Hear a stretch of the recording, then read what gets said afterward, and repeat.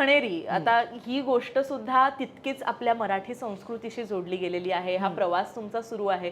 पुढच्या काळामध्ये खणेरीच्या रूपात आम्हाला काय वेगळं बघायला मिळणार आहे? काय विचार आहेत? बऱ्याचशा गोष्टी आहेत नवीन नवीन. खणाचे ब्लेझर्स तुम्हाला बघायला मिळतील. त्याच्यानंतर आपण इरकल दुपट्टे आणलेले आहेत. त्याच्यानंतर इरकल स्कर्ट्स आहेत आपल्याकडे आणि काही वन पीसेस आहेत.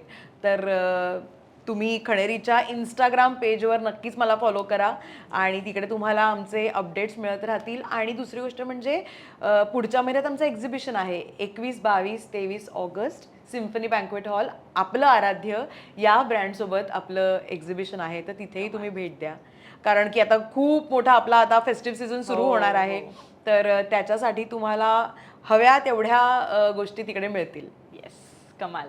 आणि मला असं वाटतं हे सगळं पाहिल्यानंतर आणि तुम्हाला ऐकल्यानंतर तर प्रत्येक जण तिथे जाणार आहे आणि भरपूर गोष्टी घेणार आहे. अर्थात श्रावण आहे आणि सगळ्यालाच खणाचा टच हा हवा. श्रावण, गणपती, दिवाळी, पुढचे सगळे लग्नाचे season. Yes yes yes yes.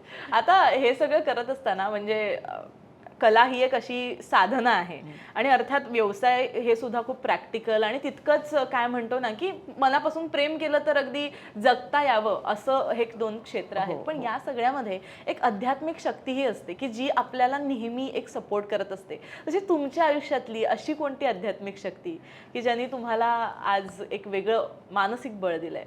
म्हणजे ना मी तुम्हाला खरं तर सगळ्यांना सरप्राईज होईल हे ऐकून, कारण मी देवबाभळीसारखं नाटक करते आणि मी कुठच्याही अशा मूर्तीपूजेला मानत नाही. पण एक मनाची शक्ती असते किंवा युनिव्हर्स आपण म्हणतो, एक वैश्विक शक्ती असते असं म्हणू आपण. तर त्यावर माझा खूप विश्वास आहे. म्हणजे त्याला जर आपण मनापासनं सांगितलं, म्हणजे जो शाहरुख खानचा डायलॉग आहे की किसी चीज को काय दिल से चाहो तो कायनात जुट जाती है, तर ते मी खूप मानते. त्याची प्रचिती नेहमी येते आणि तर ती मला बळ देते ह्या सगळ्यावरती. काहीही म्हणजे काहीही झालं तरी त्याच्यावरती मात करून पुढे वाटचाल करण्यासाठी. खरं म्हणजे जिथे राबती हात तेथे हरी असं म्हटलंय. अगदी मला असं बरोबर. वाटलं कर्मामध्ये हो, म्हणजे तुम्ही जे कराल, जे पेराल तेच तुम्हाला येतं, त्याच्या दुपटीने येतं. मग ते चांगलं पेरलं तर चांगलंच होतं. कमाल कमाल. अगदी आता आपण उत्तरार्धात येतोय. जाता जाता कोणताही व्यवसाय आहे, कोणतंही क्षेत्र आहे, अशा क्षेत्रामध्ये काम करणाऱ्या आपल्या ज्या सखी आहेत त्यांच्यासाठी तुम्ही 5 अगदी सोपे तुम्हाला कानमंत्र द्यायचे झाले तर काय द्याल? 1 म्हणजे स्वतःवर विश्वास ठेवा. 2 म्हणजे खचून जाऊ नका. 3 म्हणजे सातत्य ठेवा. 4 म्हणजे थोडं स्वतःवर पण प्रेम करा. आणि 5 म्हणजे प्रामाणिक राहा. कुठेही तडजोड करू नका. आणि मला असं वाटतं हे 5 पंचमंत्र आहेत की जे तुम्ही आत्मसात केले तर खूप कमाल होणार आहे. म्हणजे हा पायाच आहे असं आपण म्हणूया. येस. कारण ह्याच्यावरती सगळा डोलारा उभा राहतो आणि जे यशस्वी आहेत त्या सगळ्यांच्या प्रवासामध्ये त्यांनी ह्या गोष्टी अवलंबलेल्याच असणार. किती सुंदर आहे. म्हणजे आपण गप्पा मारतोय, गप्पा सुरू झाल्या, अगदी त्या उत्तरार्धात आल्या तरी सुद्धा असं वाटतंय सुरू राहाव्या.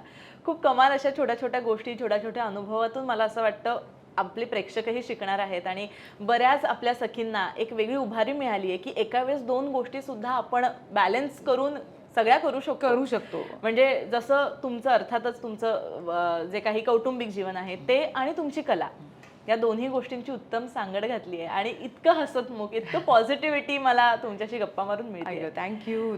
खूप मस्त. तर आता हा आपला संपूर्ण एपिसोड तुम्ही नक्की बघा, नक्की खणेरीला व्हिजिट करा, तिकडनं भरपूर गोष्टी खरेदी करा, मॅमना टॅग करा. अर्थात त्या गोष्टी रिपोस्ट सुद्धा होणार आहेत. आणि मला एक गोष्ट ऍड करावीशी वाटतेय. आम्ही ऑनलाईन ब्रँड आहोत, आम्ही एक्झिबिशन करतो, पण आमचा एक छोटासा दुकानातला प्रेझेन्स दादरमध्ये आहे. दादरमध्ये मठाच्या गल्लीमध्ये सो रेखीव म्हणून एक दुकान आहे जिथे आपण खणेरीचे काही प्रोडक्ट्स ठेवतो. बऱ्याच जणांना ते माहितीये. माझ्या पेजवर पण त्याची लिंक मी सतत शेअर करत असते, तर तुम्ही तिथेही जाऊन प्रोडक्ट्स बघू शकता. येस.